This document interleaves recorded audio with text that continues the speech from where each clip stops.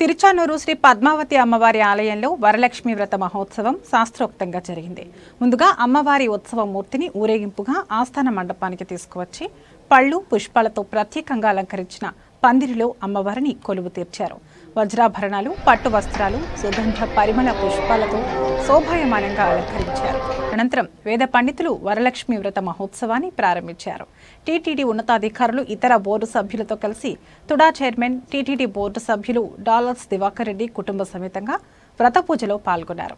పూజ అనంతరం ఆలయం వెలుపల మీడియాతో మాట్లాడుతూ ప్రజలందరూ సుఖ సంతోషాలతో ఉండాలని, పద్మావతి అమ్మవారి కృపా కటాక్షాలతో సకాలంలో వర్షాలు కురిసి రాష్ట్రం సుభిక్షంగా ఉండాలని అమ్మవారిని ప్రార్థించినట్లు వెల్లడించారు.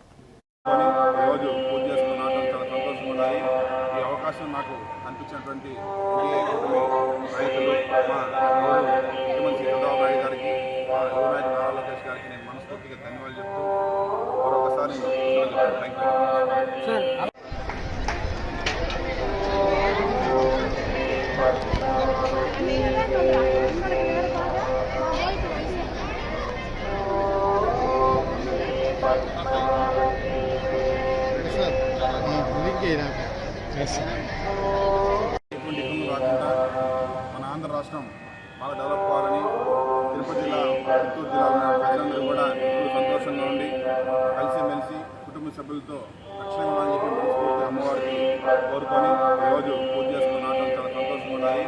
ఈ అవకాశం నాకు అనిపించినటువంటి ఎన్డీఏ కూటమి నాయకులు, మా ముఖ్యమంత్రి చంద్రబాబు నాయుడు గారికి, మా యువ నాయకుడు నారా లోకేష్ గారికి నేను మనస్ఫూర్తిగా ధన్యవాదాలు చెప్తూ మరొకసారి థ్యాంక్